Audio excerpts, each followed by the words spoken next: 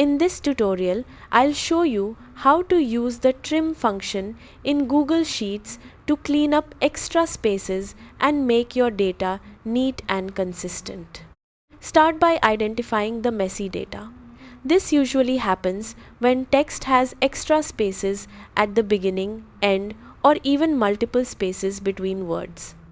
Now move to an empty column next to your data so you don't overwrite the original values.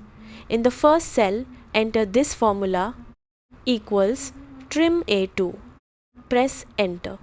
Instantly, Google Sheets will remove any leading and trailing spaces and reduce multiple spaces between words to just one. Next, drag the formula down using the small square at the corner of the cell. This applies trim to your entire list in seconds. This is especially useful when sorting, filtering, or matching data because extra spaces can break formulas or cause mismatches. If you want to replace the original data with the cleaned version, simply copy the trimmed results and paste them back as values.